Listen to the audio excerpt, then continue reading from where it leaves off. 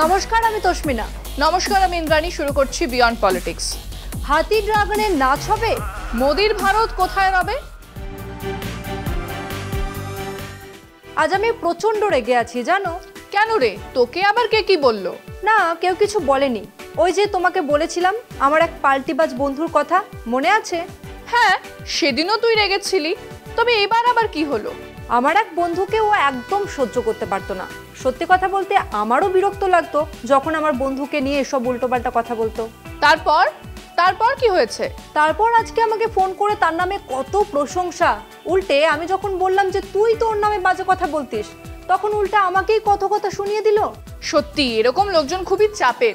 এদের সঙ্গে বিশ্বাস করে কোনো কথা বলা চাপের। সেটাই তো, কখন কি বলবে কার নামে। ধরো কথায় কথায় আমিও দুটো কথা বলে দিলাম, ও মা, তারপর দেখবো আমে দুধে মিশে গেছে, আমি আটি হয়ে পড়ে থাকবো। একদমই তাই। সোশ্যাল মিডিয়ার বিজেপি অ্যাকাউন্টগুলোর এখন সেই অবস্থাই হয়েছে। বিজেপি অ্যাকাউন্টগুলো কেন, কি হয়েছে? এতদিন ট্রাম্পের পুজো করত, সুযোগ পেলেই সোশ্যাল মিডিয়াতেই চায়নার বিরুদ্ধে যুদ্ধ ঘোষণা করে দিত। হ্যাঁ, ট্রাম্পের জন্য নাকি পুজোও দিয়েছে। আবার চীনকে নাকি ভারত সুযোগ পেলেই কুপোকাত করে দেবে, এসবও বলতো।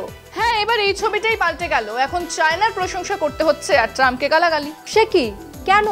মোদি সাংহাই কোঅপারেশন অর্গানাইজেশনের সামিটে গেলেন, পুতিন আর শি জিনপিং এর সঙ্গে খোশ মেজাজে গল্প করলেন, শি জিনপিং এর সঙ্গে বৈঠকও করলেন। কি হলো বৈঠকে?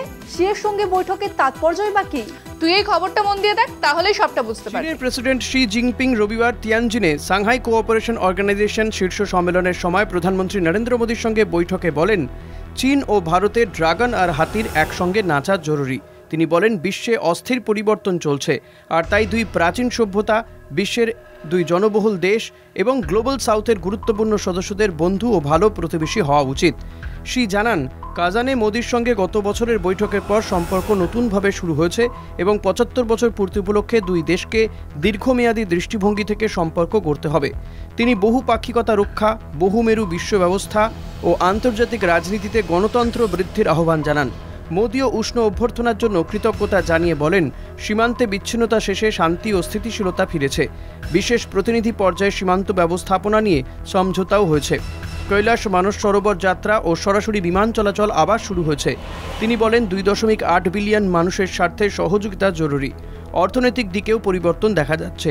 যুক্তরাষ্ট্রের প্রেসিডেন্ট ডোনাল্ড ট্রাম্পের শুল্ক নীতির কারণে ভারত, চীন ও রাশিয়ার মধ্যে ঘনিষ্ঠতা বাড়ছে। বিশ্লেষক রিচার্ড বল্ডউইন বলেছেন, দুনিয়া এখন পোস্ট আমেরিকান ট্রেড লিডারশিপ যুগে প্রবেশ করেছে। ২০২৪-২৫ অর্থ বছরে ভারত চীন দ্বিপাক্ষিক বাণিজ্য দাঁড়িয়েছে $১২৭.৭১ বিলিয়ন। ভারতের আমদানি $১১৩.৪৬ বিলিয়ন আর রপ্তানি মাত্র $১৪.২৫ বিলিয়ন। ফলে প্রায় $৯৯ বিলিয়ন ঘাটতি তৈরি হয়েছে। বিশেষজ্ঞরা বলছেন, চীনের সস্তা পণ্যের চাপে ভারতের স্থানীয় উৎপাদন হুমকির মুখে পড়ছে। ভারত ইতিমধ্যেই অ্যান্টি ডাম্পিং মামলা শুরু করেছে। একই সময়ে মার্কিন বাজারে উচ্চ শুল্কের কারণে ভারত প্রতিযোগিতায় পিছিয়ে পড়ছে, যেখানে ভিয়েতনাম ও মেক্সিকোর মতো দেশগুলো এগিয়ে যাচ্ছে।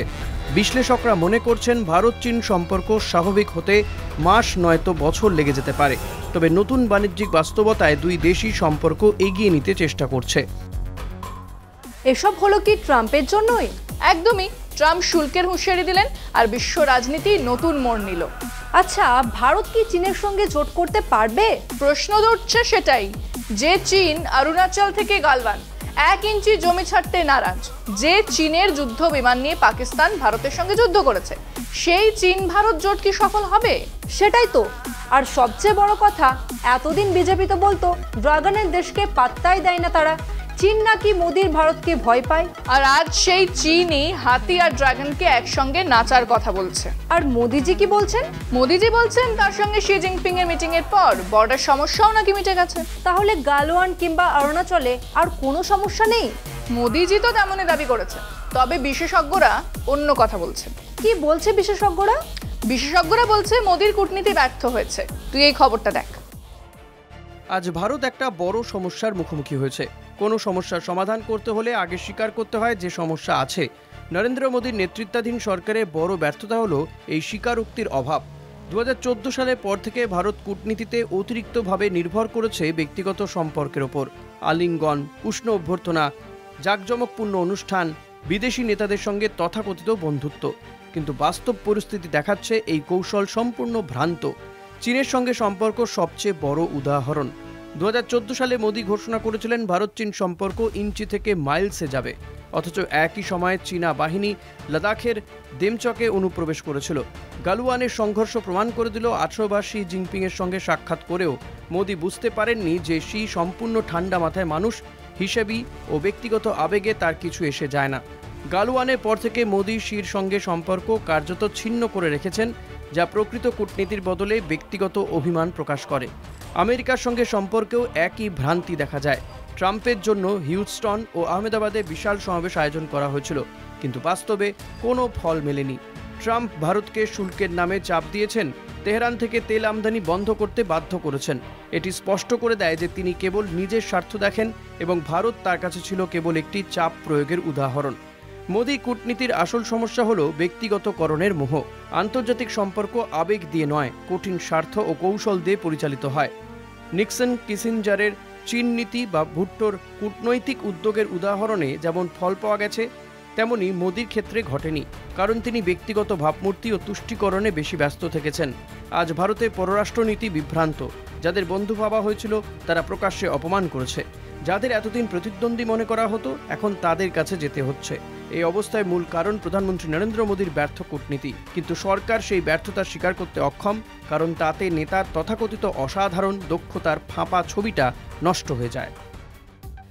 ভারত আমেরিকা চাপে পড়ি চীনের সঙ্গে, আর সেখানেই তো আত্মনির্ভর ভারত নিয়ে প্রশ্ন উঠছে। কেমন প্রশ্ন?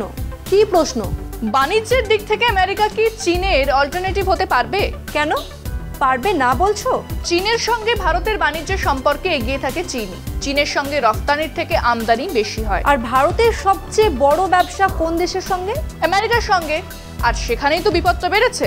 মোদিজির কূটনৈতিক ব্যর্থতার জন্যই কি এসব? একদমই তাই। ট্রাম্প নির্ভর কূটনীতি করেছে মোদী সরকার। ট্রাম্পের কথা মতো দেশের কূটনীতি পাল্টেছে, আর তারই মাসুল দিতে হচ্ছে তো এখন। একদমই তাই। যতই চীন ভারত সন্ধির কথা বলুক, এক রাতে চীনের সঙ্গে সব সমস্যা মিটে যাবে না। বুঝলাম, চলো এবার শেষ করি। তাই বিয়ন্ড পলিটিক্স আজকের মতো এই পর্যন্তই। দেখতে থাকুন কলকাতা টিভি, রাত দিন 7 দিন।